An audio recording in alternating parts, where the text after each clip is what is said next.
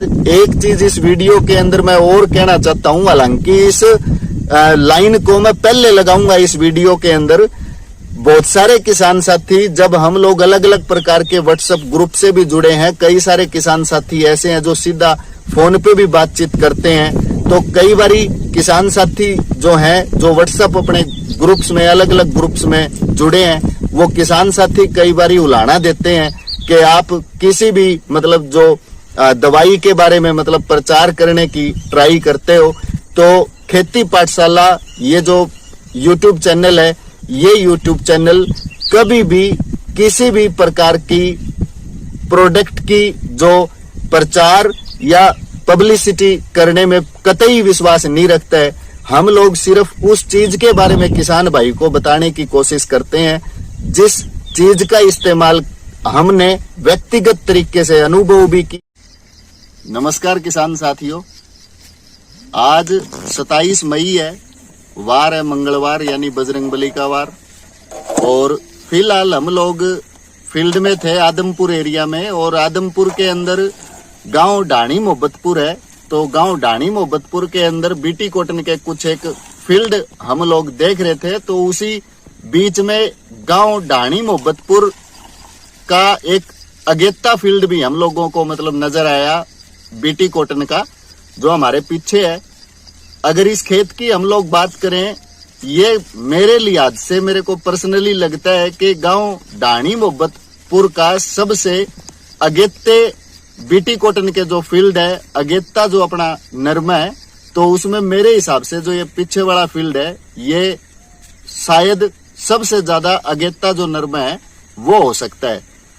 पौधे की बनावट के हिसाब से अगर आप देखें तो मेरा आइडिया ये है कि ये जो पीछे नरमा है, ये करीब करीब 60 दिनों के आसपास का मतलब नरमा हो चुका है। इसी फील्ड के अंदर बाय चांस जब हम लोग आए और हमने देखा कि अगेता फील्ड है, और जैसा कि आप सारे किसान भाइयों को मालूम है, बीटी कॉटन की जो खेती है, उस खेती के अंदर किसान भाइयों को सही और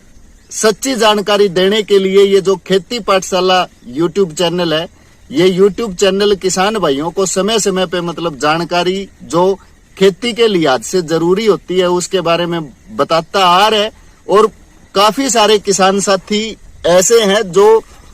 इस खेती पाठशाला के यूट्यूब चैनल पे जो बीटी कॉटन की खेती के बारे में जानकारी साझा की जाती है, उन जानकारी का फायदा लेके उन्होंने पिछले 2-3 सालों में अपना जो बीटी कॉटन की खेती के अंदर मतलब प्रोडक्शन है, वो प्रोडक्शन भी अच्छा लिया है एक सामान्य किसान के कंपैरिजन में। इस फील्ड के अंदर अगर हम लोग बात करें, ये जो नरमा है, ये नरमा करीब करीब 60 दिन के आसपास का हो चुका है। प्रति पौधा अगर हम लोग देखें तो करीब करीब अनुमान 15 के करीब जो छोटी फूल गुड्डी से लेके और 1-2 फूल प्रति पौधे के हिसाब से मतलब इस खेत के अंदर डेवलप हो चुके हैं। फूल गुड्डियां अच्छी बनी हुई है, साथ में प्रति पौधा अगर आप देखें तो इक्का दुक्का पौधों के अंदर 1-1 2-2 जो फूल है, वो फूल भी रमक रहा है। इस खेत में आज हमें गुलाबी सुंडी से प्रभावित जो कुछ फूल हैं वो मिले हैं। हमने इस खेत में से 12 जो फूल है उनको तोड़ के, और उन 12 फूलों में से हर एक फूल के अंदर हमने गुलाबी सुंडी को मतलब देखने की ट्राई करी है। तो 12 फूलों में से 2 फूल हमें ऐसे मिले जिसके अंदर इस खेत के अंदर भी गुलाबी सुंडी की जो समस्या है वो देखने को है। हर एक कीड़े का,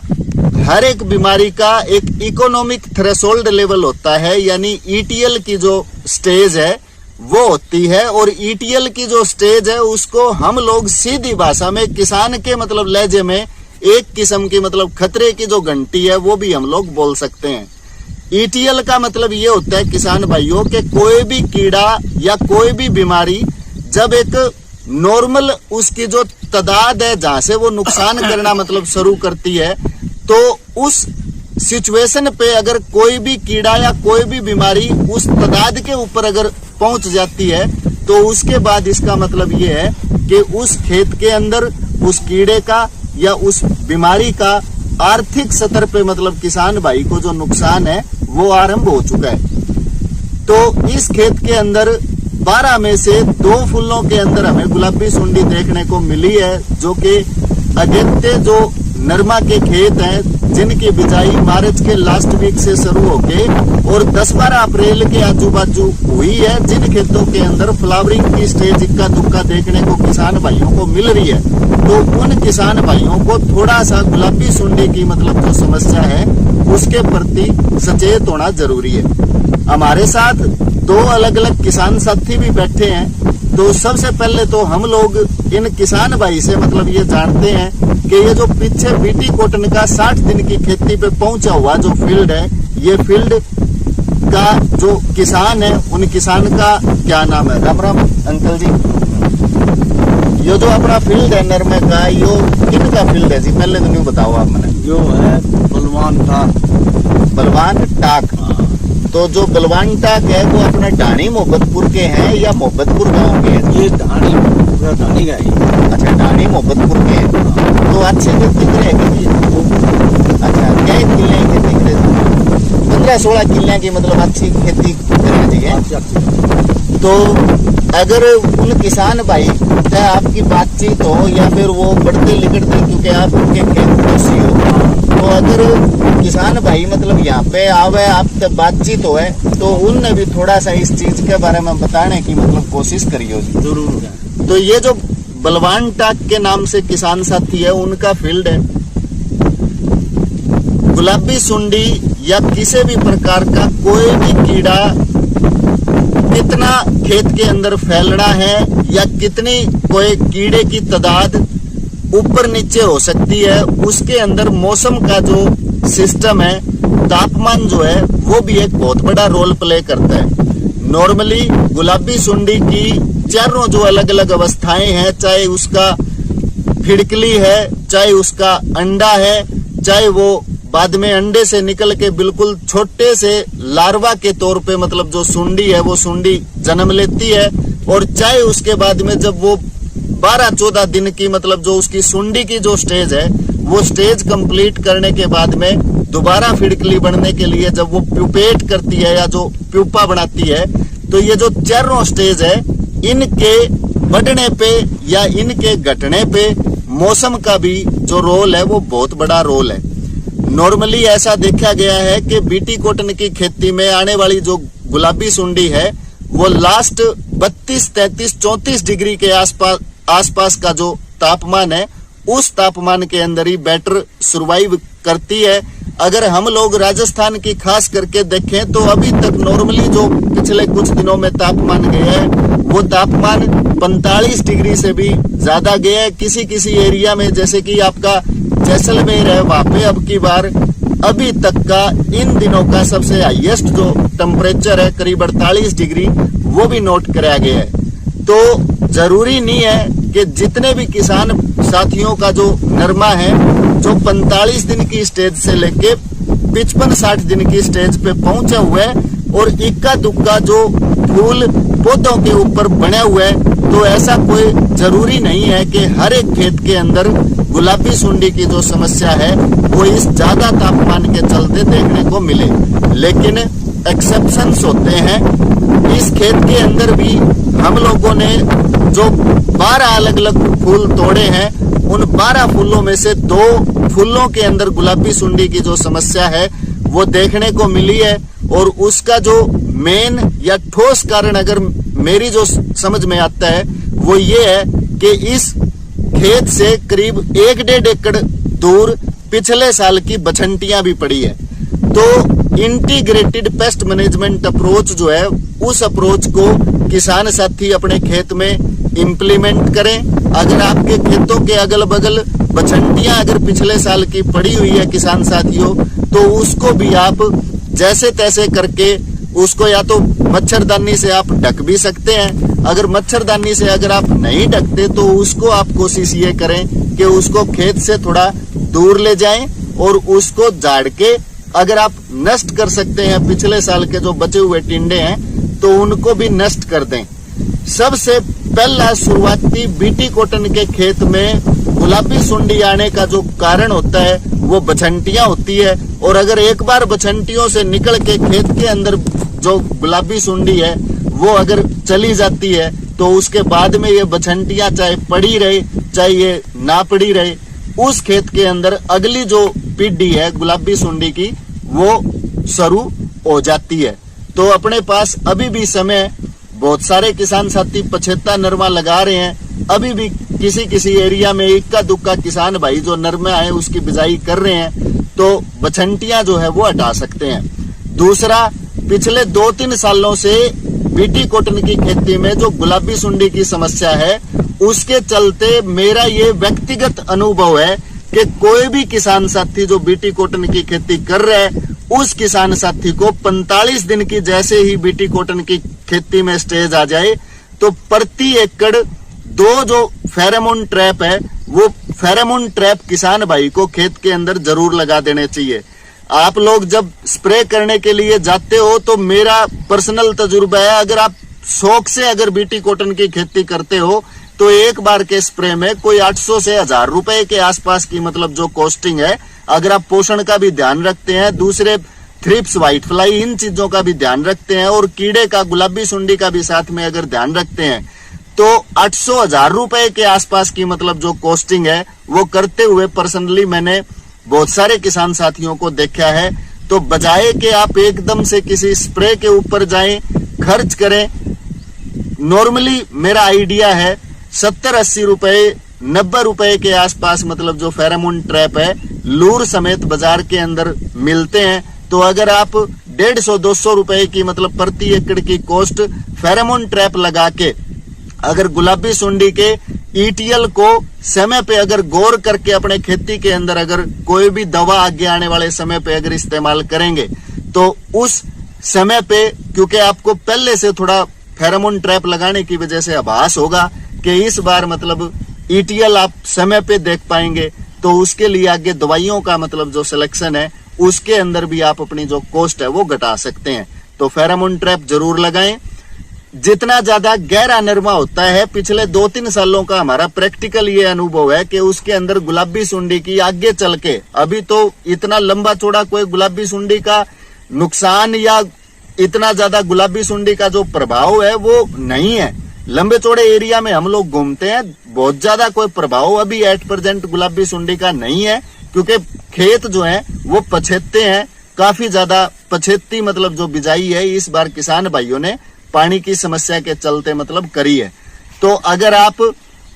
अगेते जो नरमे हैं जिनको हालन का मतलब टाइम हो चुका है, तो अगर आप थोड़ा सीधा अगर अपने खेत को कर पाए, प्रति पौधा, एक पौधे से दूसरे पौधे के बीच में जो डिस्टेंस है, फासला है, वो अगर 3-3.5 फुट भी अगर रखते हैं तब भी बीटी कॉटन की खेती के अंदर पैदावार को लेके मतलब कोई कमी देखने को नहीं मिलती है। लेकिन अगर गहरा नरमा होता है, आगे बारिशें रहेगी जुलाई के महीने में, मतलब जैसे मॉनसून की सिचुएशन हरियाणा राजस्थान इस एरिया के अंदर बनेगी, जब नरमे ग्रो करेंगे तो बहुत ज्यादा जो गहरे नरमे होंगे उसमें नीचे घास ज्यादा रहने की वजह से भी ये जो गुलाबी सुंडी की फिड़कलियां हैं उस खेत के अंदर थोड़ा ज्यादा अंडा देगी। तो छिद्दा रखें। और जिन भी किसान साथियों का बीटी कॉटन का खेत 45 दिन से लेके 50-55 दिन की स्टेज पे आ गया है, उन किसान भाइयों को अगर अगेते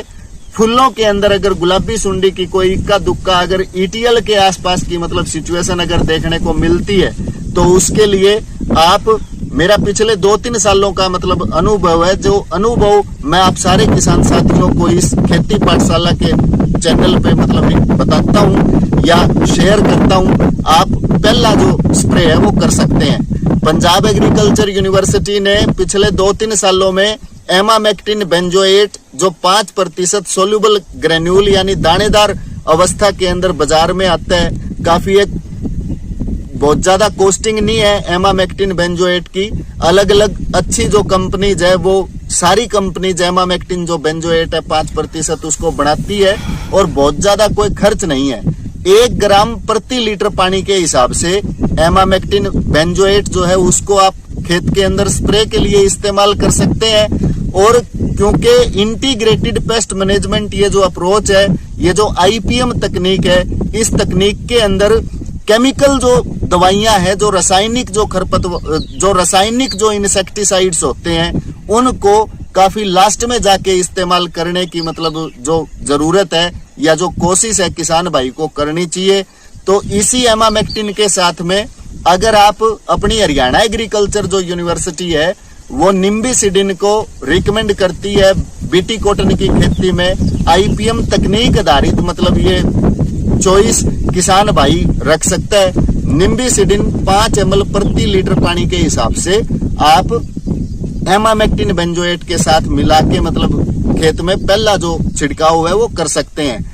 सुंडी बढ़ने से पहले जब बीटी कॉटन की खेती में गुलाबी सुंडी की फिड़कली रात के 2 बजे से लेके 3 साढ़े 3 बजे के बीच में जो अंडा देती है, दिन के समय पे अंडा नहीं देती, दिन के समय पे बहुत ज्यादा ट्रेवलिंग ये गुलाबी सुंडी की जो फिड़कलियां हैं वो नहीं करती, लेकिन जैसे ही रात को मौसम ठंडा होता है तो उस टाइम पे गुलाबी सुंडी की मतलब जो फिड़कली है वो फूल बोकियों के ऊपर जो अंडा है वो देना शुरू कर देती है। तो अगर आप पहले स्प्रे के अंदर अगर निम्बिसिडिन को इस्तेमाल करेंगे 5 ml प्रति लीटर पानी के हिसाब से करेंगे तो अंडे की जो स्टेज है उसके ऊपर जो नीम ऑयल है वो बहुत ही अच्छा रिजल्ट किसान भाइयों को देता है। फिड़कली है वो भी नुकसान करती है, अंडा देने आती है खेत में, उसके बाद में जो अंडा है वो भी नुकसान करता है क्योंकि अंडे से गुलाबी सुंडी जो है वो छोटे लार्वा के तौर पे हैच होती है। और उसके बाद में फिर जो सुंडी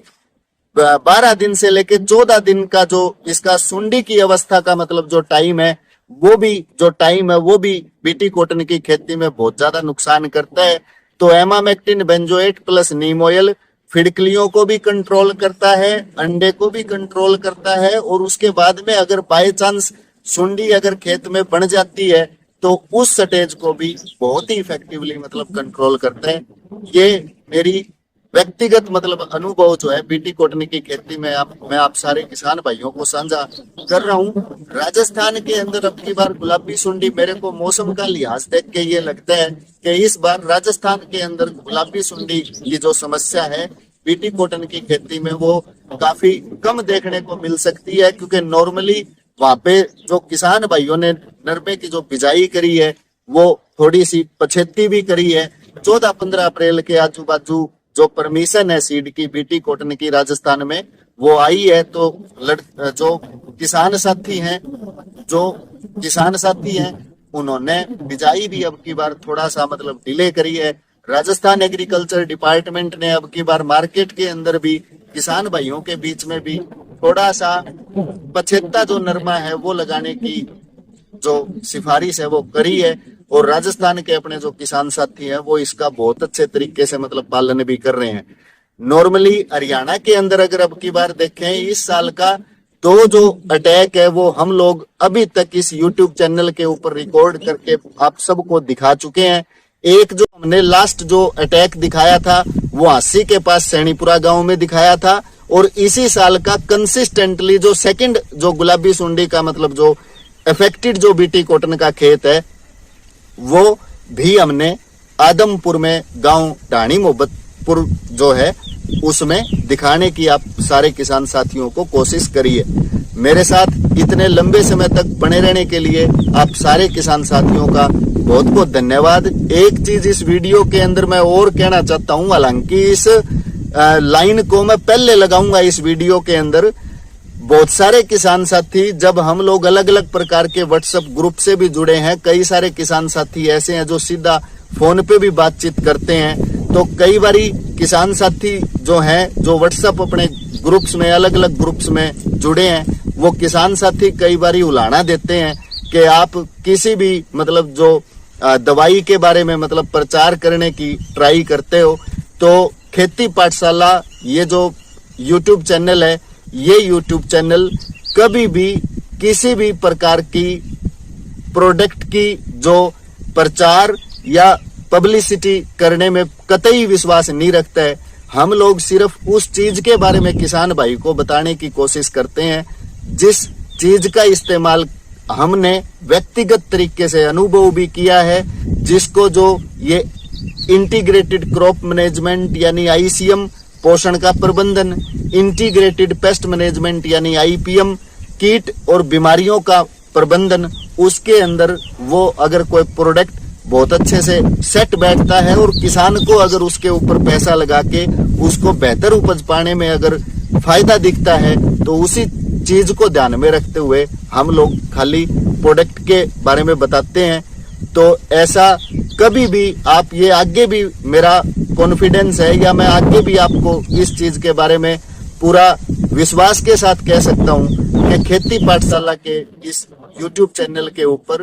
किसी भी तरह का कोई भी प्रचार प्रसार जो है वो नहीं होता है। किसान भाई को अच्छी जानकारी, सच्ची जानकारी देने के हिसाब से ही हम लोग ये जो YouTube चैनल है इसको चला रहे हैं, ताकि किसान भाइयों को समय समय पे अच्छी जानकारी मिलती रहे और किसान भाई जो है उन जानकारियों का इस्तेमाल करके अपनी जो खेती है उसको बेहतर